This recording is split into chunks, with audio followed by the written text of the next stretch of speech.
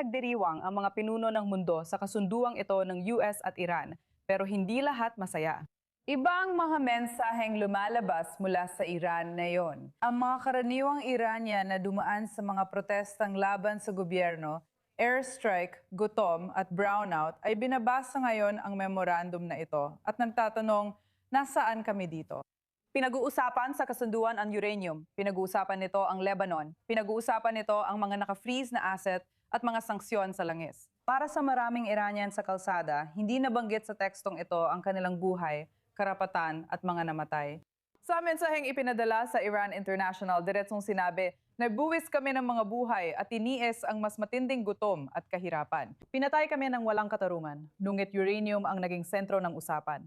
May nagsabi ring ang kasunduan ay nilagdaan sa ibabaw ng mga bangkay ng mga anak ng Iran. Ngayon kasama natin si Armin Navabi, isang Iranian na political analyst. Armin, inilalarawan ng mga mensaheng ito mula sa loob ng Iran ang pagtataksil. Ikinukwento nila ang matinding dalamhati at galit. Sumasalamin ba ito sa naririnig mo mula sa mga Iranian sa Iran at sa diaspora? Gaano kalalim ang pagkadismaya?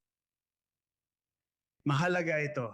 Araw-araw may YouTube show ako kung saan ang mga viewer ko ay mula sa Iran at lumalapit para magbahagi ng opinyon. Araw-araw, kapag may Iranian na lumalapit o nakikipag-chat sa akin, makikita mong dismayado sila.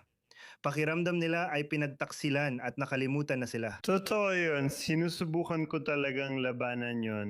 Sinusubukan kong magbigay ng pag-asa at ipadama na hindi ito ang pagtataksil na iniisip nila. Napakahirap, napakabigat gawin para sa akin dahil karamihan sa mga komento ay tila talagang nababagabag sa takbo ng mga pangyayari. Nananiwala ako na sa aking programa kasama ang mga Iranian sa Iran, matagumpay akong nakakapagpaliwanag ng mga bagay na lubos na nagpapabago sa pananaw ng mga tao mula simula hanggang dulo ng palabas. At kung gusto mo, maaari kong sabihin sa iyo ng eksakto kung ano ang sinasabi ko sa kanila na nagpaparamdam sa kanila ng mas malaking pag-asa tungkol dito. Sinasabi ko sa kanila na kahit nadidismaya sila kay Pangulong Trump, ang mga nagawa niya laban sa Islamic Republic ay mas mahalaga kaysa sa nagawa ng ibang pangulo sa kasaysayan ng US. Huwag mong ikumpara ang ginawa ni Pangulong Trump sa gusto mong gawin niya, kundi sa ginawa ng ibang pangulo. Hindi pa naging ganito kahina ang Islamic Republic. Ang pinsalang ginawa ni na Pangulong Trump at punong ministro Netanyahu sa Islamic Republic ay naglapit sa atin ng ilang taon para mapabagsak ang rehimen. Pero Armin, Kailangan kitang tanungin, kailangan talaga kitang tanungin, ibig kong sabihin, totoo ang sinasabi mo. Totoong totoo talaga. Ngunit hanggang ngayon, makikita pa rin natin nasa kapangyarihan ang Islamic Republic. At ngayon, tinitingnan natin ang sinasabing aabot sa $300 bilyong na ilalaan para muling itayo ang Iran. Inaasahan kong malaking bahagi niyan ay mapupunta sa Islamic Republic para muling buuin ang sarili at ang mga kakayahang militar nito. kaya sa totoo lang, ang $300 bilyong kung totoo nga ang sinasabi nila ay mas nakakasama sa IRGC kaysa nakakatulong dito. Ang ekonomiya ng Islamic Republic na yon ay hindi kayang tanggapin ang $300 bilyong. Ang $300 bilyong na ito ay dapat manggaling sa mga pribadong negosyo, dalawang pribadong negosyo. Hindi ito dapat galing sa Estados Unidos. Walang pribadong entidad ang mamumuhunan ng bilyong dolyar sa Iran kung IRGC ang may monopolyo sa halos 2/4 ng ekonomiya at kayang ipasara o sirain ito. Kaya tandaan, ang kapangyarihan at kontrol ng IRGC ay nagmumula sa kanilang dominasyon sa ekonomiya ng Iran. Kaya anumang bagay na magbubukas sa ekonomiya na yon dahil ito ay nakabatay sa isolationism, nakabatay sa estruktura ng command economy, nakabatay sa pagkakaroon ng monopolyo sa mga pangunahing industriya sa loob ng Iran, at nakabatay din sa pagiging anti-Amerikano at pagiging laban sa Israel. Ang $300 bilyong na ito ay para sana sa pribadong sektor na siyang pinakamalaking banta sa dominasyon ng IRGC sa ekonomiya ng Iran. Kung hindi mawawala ang IRGC o kontrol nito sa ekonomiya, walang papasok na pribadong sektor. Kung mamumuhunan ka sa mga pribadong negosyo sa Iran habang hawak pa ng IRGC ang ekonomiya, parang sinusunog mo lang pera mo. Hindi darating ang perang iyon sa Iran hanggat kontrolado pa ng IRGC ang ekonomiya. Kapag nangyari yon at may kompetisyon pa mula sa pribadong sektor, magsisimula nang mawala ang kontrol at dominasyon ng IRGC. Kaya hindi ito $300 bilyong na makukuha ng IRGC. Ito ay $300 bilyong na mapupunta sa mga kakompetensya ng IRGC, ang pribadong sektor na matagal nang sinisikap wasakin at pahinain ng IRGC. Kaya hindi ko ito nakikita sa ganoong paraan. Kaya siguro, kaya ako nagtatanong kung anong insentibo para pumirma ngayon sa kasunduan, kung mangyayari man yon. Dahil malinaw na mas mahina ngayon ang Islamic Republic kaysa dati. Pero alam mo, kasabay nito, may napapanatili pa rin itong lakas. Kaya ang dapat tandaan ay hindi ito isang kasunduan. Isa itong MOU at hindi ito legal na may visa. At ganito, pwede pa rin gawin ng Estados Unidos ang gusto nila kasi sila ang tagapagpatupad.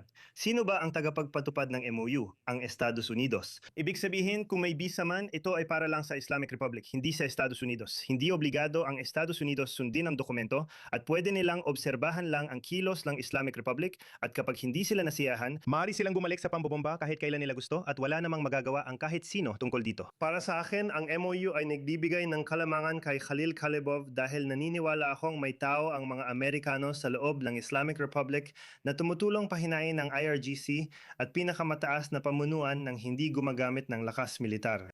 At kailangan ni Kalibov na maibenta ito sa loob sa ilang taga-suporta ng rehimen. Kung hindi ay tuluyan siyang aalisin. Dapat isulat ang MOU sa paraang makukumbinsi niya ang kahit ilang tao na hindi ito gaanong masama para sa Islamic Republic.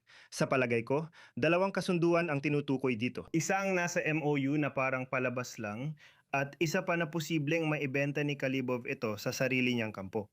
Pero may totoong kasunduan sa mga Amerikano at Islamic Republic na sa tingin ko si Kalibov ay lubos na sumunod kay Pangulong Trump tungkol sa kung anong asal ang susubukan niyang ipatupad. Mahirap pa rin gawin dahil malakas ang IRGC. Pero mukhang pansamantalang napanatili ni Kalibov ang kontrol at naging pangunahing tao sa loob ng Islamic Republic sa tulong ng mga Amerikano. Kung may tao sa Islamic Republic na nagbebenta ng impormasyon laban sa IRGC, kataas-taasang pamunuan at kampo ni Pardari kasabay ng mga banta. Sa tulong ng mga banta mula sa mga Amerikano, ito ay mas epesyente, mas mura at hindi gaanong magulo na paraan para dahan-dahang bawasan ang kapangyarihan ng IRGC at ang kanilang kontrol sa loob ng Islamic Republic. Alam kong gusto ng marami na matapos agad ito, pero para sa akin, parang marapon ito. Tingin ko sinubukan ng mga Amerikano at Israeli na pabilisin ito, pero hindi ito naging sprint, kundi isang marapon. Nakikita ko ang pagkadismaya ng marami dahil gusto nilang bumagsak agad ang rehimen at ito ay makatwiran dahil nagdurusa at may namamatay sa mga Iranian. Ganap ko itong nauunawaan. Mahalagang tandaan na gumagalaw pa rin tayo sa tamang direksyon kahit na hindi ito nangyayari ng kasing bilis ng gusto natin.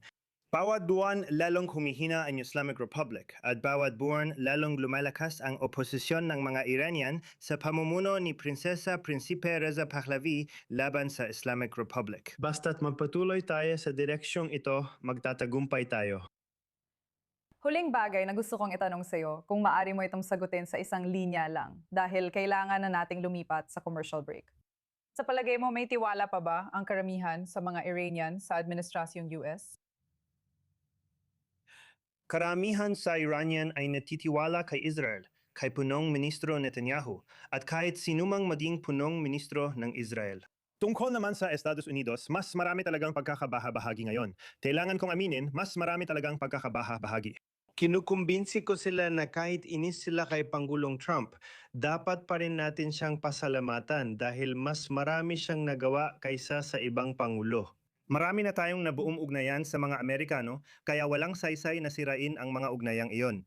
Sinusubukan kong kumbinsihin silang suportahan si Pangulong Trump. Sige Armin, nakakatuwang marinig ang opinion mo tungkol sa lahat ng ito. Maraming salamat sa pagsama sa amin. Salamat sa pag-imbita sa akin.